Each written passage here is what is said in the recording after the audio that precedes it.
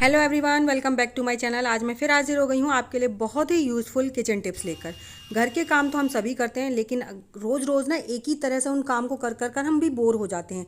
लेकिन वही रोज़ के काम कुछ टिप्स और ट्रिक्स के थ्रू किए जाएँ तो हमें करने में भी आसान हो जाते हैं और साथ ही साथ हमारा समय और पैसा दोनों बचता है।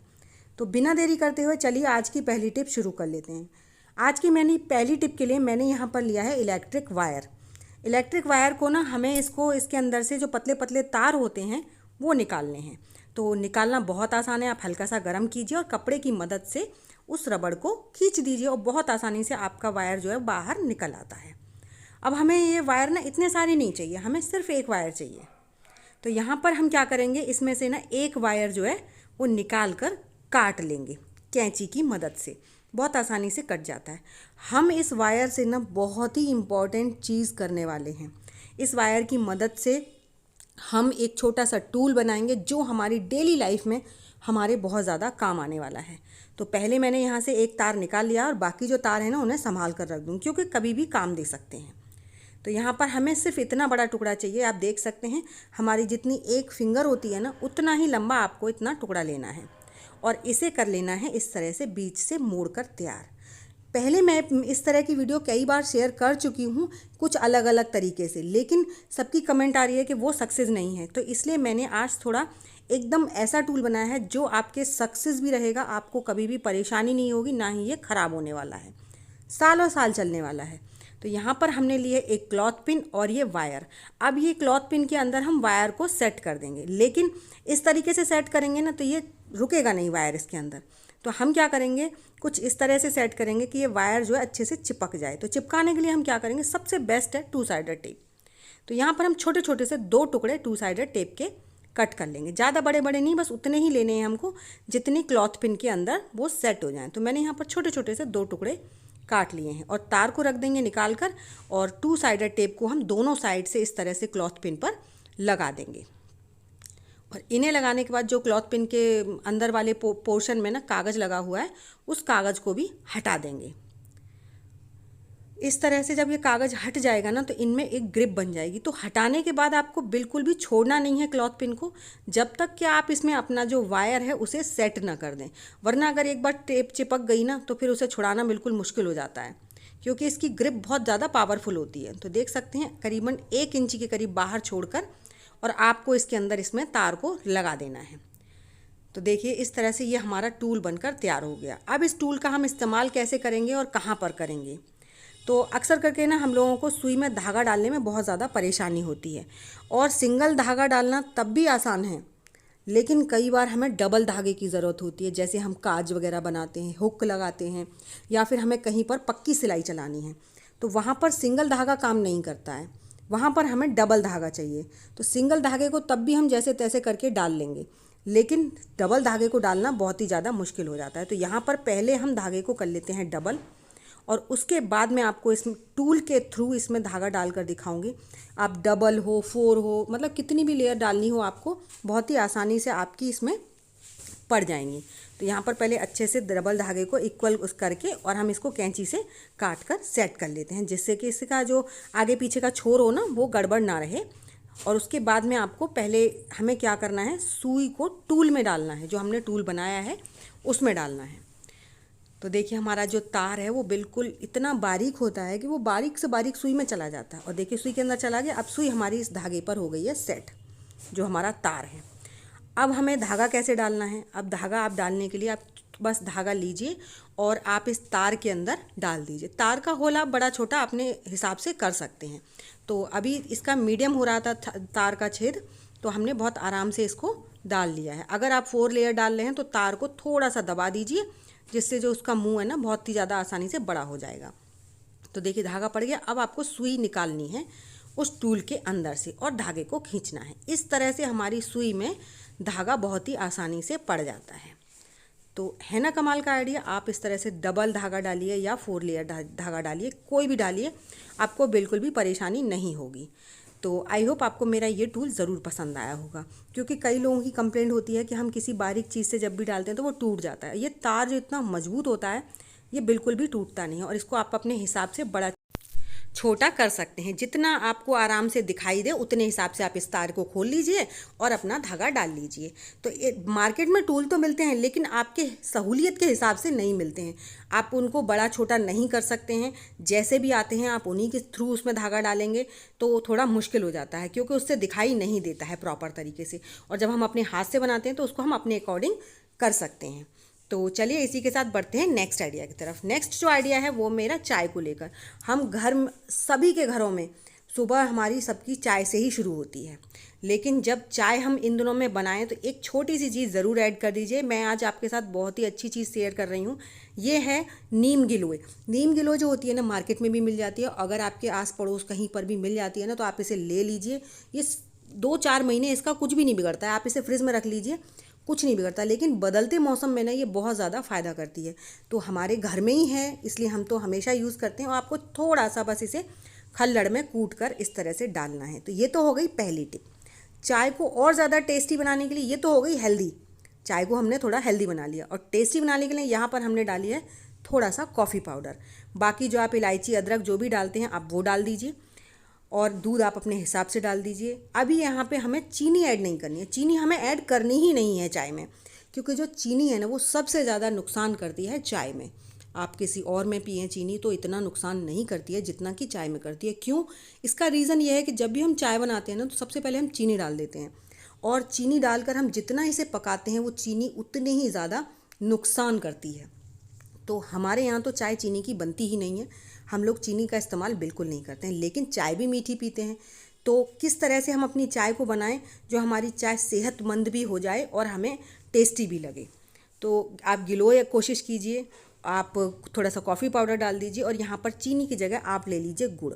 नॉर्मली आप थोड़ा थोड़ा सा गुड़ अपने कप्स में जब भी आप चाय छानें उससे 1 मिनट पहले, या मतलब चाय से पहले डाल दीजिए या चाय में ही डाल दीजिए, कोई परेशानी नहीं है।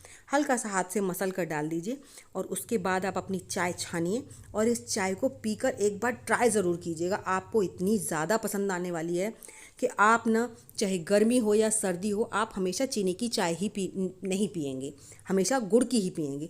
क्योंकि जो लोग कहते हैं गर्मियों में गुड़ की चाय नुकसान करती है, अरे भाई इतनी सी गुड़ कब नुकसान करता है? गुड़ कभी भी नुकसान नहीं करता है, चाहे गर्मी हो या ठंडी हो। भाई अति तो सबकी बुरी होती है, लेकिन कोई चीज़ अगर हम लिमिट में लेते हैं तो वो हमें कभी नुकसान नहीं करती। हम सिर्फ 2 कप चाय पिएं या 1 कप चाय पिएं, उसमें हम 1 इंची गुड़ का टुकड़ा डाल लेंगे तो वो कितना हमें नुकसान करेगा? बिल्कुल नहीं। चीनी नुकसान कर सकती है लेकिन गुड़ कभी भी नुकसान नहीं करता, आप किसी से भी पूछ लीजिए। तो हमारे यहाँ हमेशा पीते हैं, चाहे गर्मी हो या सर्दी हो, कुछ भी हो। तो आप भी ज़रूर एक बार ट्राई कीजिएगा। ये चाय स्वाद के साथ साथ सेहतमंद भी होती है। और जब भी आपको चाय की तलब लगे ना तो आप इस चाय को एक बार ज़रूर ट्राई कीजिए। मेरे कहने से आप ट्राई कीजिएगा, तब आप देखेंगे कि आपका जो चाय पीने का तरीका है ना, वो अब तक जो आप पी रहे थे वो गलत तरीके से पी रहे थे। अगर आप इसे पिएंगे तो आपको ना तो एसिड बनने वाला है, ना आपको कोई नुकसान होने वाला है। तो आई होप आपको मेरा ये आइडिया ज़रूर पसंद आया होगा। तो चलिए बढ़ते हैं नेक्स्ट आइडिया की तरफ। नेक्स्ट आइडिया है मेरा बिगनर्स के लिए। बिगनर्स जो होते हैं, आजकल बच्चे कभी कभी बाहर भी रह रहे हैं या फिर कुछ की नई नई शादी हुई है, तो उनको ना कई बार बहुत ज़्यादा परेशानी का सामना करना पड़ता है किचन में जाकर। तो यहाँ पर आपको मैंने क्या किया है, इसमें 1 चम्मच 2-4 बूंद घी लगाया है, देसी घी। आप कोई भी कुकिंग ऑयल लगा लीजिए। अब इसे हम लगा किस ले रहे हैं? इसे हम लगा रहे हैं आटा छानने से पहले परात में, क्योंकि जब भी बिगनर्स हों या नए बच्चे हों, उनको आटा लगाते समय सबसे ज़्यादा परेशानी ये होती है कि आटा ना इतना ज़्यादा चिपक जाता है नीचे परात में, जो उसे छुड़ाना बहुत मुश्किल होता है और हमारा आटा भी वेस्ट होता है। तो आप जब भी आटा लगाएं ना तो बस 2-3 बूंद उसमें घी की लगा लीजिए बर्तन में नीचे, और उसके बाद जब आप आटा लगाएंगे तो देखेंगे आपको ना परात मतलब ऐसी हो जाएगी जिस बर्तन में आप आटा लगा रहे हैं कि इसमें हमने मतलब आटा लगाया ही नहीं था, क्योंकि आटा बिल्कुल भी नहीं चिपकता है। इनफैक्ट ऐसा लगता है कि हमने इस परात को अभी अभी साफ़ करके रखा है। देखिए मैं आपके सामने लगा रही हूँ और बिल्कुल भी एक दाना, एक कण भी आटे का बाहर आपको नहीं दिखाई देगा। बस इसे आप राउंड राउंड लास्ट में जब आपका आटा मसल जाए तो उस समय घुमा लीजिए और आप देखेंगे आपकी परात से पूरा आटा छूट जाता है। और एक चीज़ का और ध्यान रखना चाहिए, आजकल के कुछ बच्चों को नहीं पता है कि आप चाहे आटा कम लगाएं या ज़्यादा लगाएं, लेकिन कभी भी एक हाथ से आटा नहीं लगाना चाहिए। भले ही आपको 2 सेकंड के लिए आटे से दूसरा हाथ टच करें आप, लेकिन टच ज़रूर करना चाहिए। दोनों हाथों से एक बार ज़रूर आटा मसलना चाहिए। उसका रीज़न है कि हमारे यहाँ पर या हम सभी कहते हैं जब पिंडदान देते हैं तो उसका आटा हम एक हाथ से लगा कर देते हैं। तो इसलिए कभी भी आटे को एक हाथ से लगा कर ना रखें। आजकल के बच्चों को नहीं पता है बहुत सी बातें, तो इस चीज़ को आप ज़रूर से ध्यान दीजिएगा। कभी भी आपको आटा कम लगाना हो या ज़्यादा लगाना हो, दूसरे हाथ को ज़रूर टच करना चाहिए। तो इस तरह से आप देखेंगे कि हमारी परात बिल्कुल साफ़ सुथरी है और आप इस आटे को दूसरे बर्तन में रख सकते हैं। आपको बिल्कुल भी आपकी परात में जो है ना आटा वेस्ट नहीं हुआ है। तो चलिए इसी के साथ बढ़ते हैं नेक्स्ट आइडिया की तरफ। नेक्स्ट आइडिया के लिए मैंने लिया है यहाँ पर पुराना दीपक, और इस दीपक में हम भरने वाले हैं हार्पिक। अब आप कहेंगे दीपक में हार्पिक भरने से क्या होगा? बहुत ज़्यादा हेल्प होने वाली है हम लोगों की। हम लेडीज़ों को ना सबसे ज़्यादा टाइम तो इसी चीज़ में लगता है। वो क्या है? चलिए वो भी देख लेते हैं। तो जैसे ही मैंने इस दीपक में हार्पिक भरा है ना, उसके बाद हम इसका इस्तेमाल करेंगे। इसका इस्तेमाल करते हैं हम लोग गंदी कढ़ाई तवा साफ़ करने के लिए। हमें ना सबसे ज़्यादा मशक्क़त बर्तन साफ़ करने में लगती है, क्योंकि जब ये जले हुए बर्तन होते हैं ना, तो इनसे हमारे हाथ भी दर्द कर जाते हैं, साथ ही साथ हमारे हाथ ख़राब भी हो जाते हैं रगड़ते रगड़ते। तो अगर आप ग्लव्स पहनना चाहें तो ग्लव्स पहन के कर लीजिए, या फिर आप ऐसे ही रब कर लीजिए। मैं तो इसे ऊपर से टच कर रही हूँ दीपक को, इसीलिए मैंने ग्लव्स नहीं पहने हैं, क्योंकि मैं इस चीज़ को हर 8 दिन में या 10 दिन में एक बार कर देती हूँ, जिससे कि मेरे ना लोहे के बर्तन हों या तवे हों, जो भी हों, वो एकदम बढ़िया तरीके से शाइन करते रहते हैं। तो मेरी ये हल्की सी कढ़ाई जल गई थी, तो मैंने सोचा आप लोगों के साथ भी शेयर कर दूं कि मतलब आपके कितने भी बर्तन भयंकर वाले काले हो गए हो ना, चाहे तवा हो, कढ़ाई हो, भगोना हो, पतीला हो, कुछ भी हो, मिट्टी के दीपक से ना और हार्पिक से बहुत ही आसानी से साफ़ हो जाते हैं। आपको कुछ भी एक्स्ट्रा एफर्ट डालने की ज़रूरत नहीं है।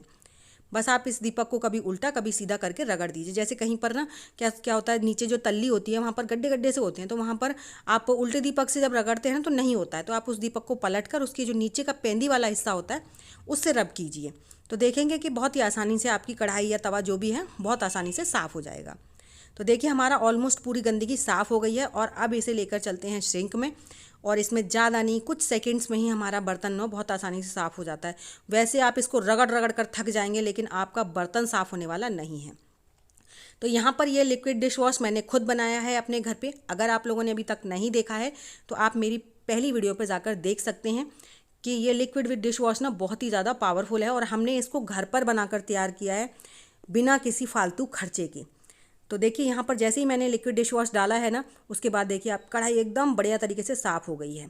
तो इसे अब हम पानी से धो लेते हैं, और उसके बाद एक बार और अच्छे से साबुन से और स्क्रबर से साफ़ करके रख देंगे। क्योंकि हमने इसमें हार्पिक का इस्तेमाल किया था, इसीलिए एक बार और हमें इसमें साबुन अच्छे से लगाना है, जिससे कि हमारी हार्पिक का कोई भी कण ना रह जाए। तो देखिए चांदी जैसी चमक रही है ना बिल्कुल लोहे की कढ़ाई। कोई कह देगा ये लोहे की कढ़ाई है, स्टील की जैसी लग रही है बिल्कुल। और कोई ज़्यादा मेहनत नहीं, कोई ज़्यादा एफर्ट नहीं, कुछ नहीं, ना ज़्यादा हमारे हाथों में कोई परेशानी होती है। और इतना घस के दबाने की ज़रूरत नहीं है। ऐसा नहीं है कि हम इसे बहुत ज़्यादा प्रेशर से दबा रहे हैं, रगड़ रहे हैं तब जाके साफ़ हो रहा है। क्योंकि मैंने आपने देखा होगा एक हाथ में कढ़ाई को पकड़ रखा है, दूसरे हाथ से मैं साफ़ कर रही हूँ, तो इसमें हम इतनी मेहनत नहीं कर सकते हैं। तो है ना कमाल की टिप। देखिए कितनी भी जल्दी गंदी कढ़ाई हो या कुछ भी हो फटाफट से साफ़ हो जाती है। अब लोहे की कढ़ाई को रखने से पहले ना एक काम और ज़रूर करना चाहिए। पहले उसको पानी से पोंछिए, उसके बाद उस पर हल्का सा मस्टर्ड ऑयल लगाकर तभी आप इसे रखें। इससे क्या होता है कि हमारी कढ़ाई ना एक तो नॉन स्टिक जैसा काम करती है, दूसरा इसमें जो जंग है ना वो नहीं लगती है। तो आई होप आपको मेरा ये आइडिया ज़रूर पसंद आया होगा। तो चलिए बढ़ते हैं नेक्स्ट आइडिया की तरफ। नेक्स्ट आइडिया है मेरा पूड़ी पराठे को लेकर। तो जब भी हम पूड़ी वगैरह बनाते हैं ना, तो हमें 2 जन चाहिए होते हैं कि एक जन बेल दे, एक जन सेक दे, क्योंकि पूड़ी एक साथ 2-2 3-3 सीख जाती हैं और बहुत ही जल्दी सीखती हैं। तो आप एक बहुत ही आसान सा ट्रिक कर सकते हैं, एक साथ 4-4 5-5 पूड़ी बेल सकते हैं। वो किस तरह से? बहुत ही आसानी से। आप क्या कीजिए कि जो भी आपने लोई ली है ना, उसके बस ऊपर से थोड़ा सा घी लगा लीजिए, या और थोड़ा सा सूखा आटा डस्ट कर लीजिए। लेकिन मुझे प्रैक्टिस हो गई है तो मैं सिर्फ खाली घी लगा लेती हूँ, और उसी से मेरा काम हो जाता है। अगर आप अभी स्टार्ट कर रहे हैं तो आप उसमें थोड़ा सा सूखा आटा ज़रूर बीच में रखते जाइए अच्छे से, जिससे कि आपकी पूड़ी ईजिली छूट जाए। कुछ लोगों की शिकायत होती है कि पूड़ी छूटती नहीं है। छूटेगी, आप उसमें सूखा आटा डस्ट कर लीजिए। हमें प्रैक्टिस हो चुकी है और हम थोड़ा सा ज़्यादा घी लगा लेते हैं, जिससे कि हमारा नहीं चिपकती है। और कुछ लोगों का एक कमी और भी हो सकती है कि जैसे कि वो लोग आटा पतला रखते हों। तो अगर आप आटा पतला रखेंगे तो भी आपकी पूड़ी चिपक सकती हैं। अगर आप पूड़ी वाला ही आटा लगाते हैं एकदम सख्त सा, तो आपकी पूड़ी बिल्कुल भी नहीं चिपकेंगी, और इस तरह से आप एक साथ 4-4 पूड़ियाँ बेल पाएंगे। तो बहुत ही हल्के हाथ से बेलना है आपको, ज़्यादा दाब नहीं देनी है, क्योंकि जब हम चिकनाई लगा देते हैं तो बहुत आसानी से वो बढ़ती हुई चली जाती हैं, आपको कोई परेशानी का सामना नहीं करना पड़ता है। तो देखिए झटपट से हमारी पूड़ियाँ बनकर बिलकर तैयार हो गई हैं। अब इन्हें कर लेते हैं अलग। अलग करते समय आप देखिए बहुत ही आसानी से बस आप इसे एक फिंगर से उठाइए और हटाते जाइए। इस तरह से जब आप अपनी पूड़ियों को हटाएंगे ना, तो एक साथ 4 पूड़ियाँ, एक पूड़ी के टाइम में ही हम 4 पूड़ियाँ बेल पाएंगे और आसानी से एक ही जन पूड़ी सेक भी लेगा और बेल भी लेगा, कोई परेशानी नहीं होगी, है ना। तो देखिए इस तरह से हमने अपनी सारी पूड़ियाँ बेल ली हैं और चलिए अब इन्हें फटाफट से सेक भी लेते हैं। तो आई होप आपको मेरी सभी टिप्स पसंद आई होंगी। अगर टिप्स पसंद आई हैं तो वीडियो को लाइक और चैनल को सब्सक्राइब करना बिल्कुल मत भूलिएगा। साथ ही साथ अपने फैमिली फ्रेंड्स में भी ज़रूर से शेयर कीजिएगा ताकि उनको भी हेल्प मिल सके। और मुझे कमेंट कर बताइएगा कि आपको मेरी सबसे ज़्यादा कौन सी टिप पसंद आई है। और साथ ही साथ मुझे ये बताना बिल्कुल मत भूलिएगा कि आप मेरी वीडियो किस गाँव या किस शहर से देख रहे हैं, ताकि मैं आपको थैंक्स कर सकूं। तो चलिए ऐसी अमेजिंग टिप्स और ट्रिक्स के साथ मैं मिलती हूँ आपको अपनी नेक्स्ट वीडियो में। तब तक के लिए बाय बाय।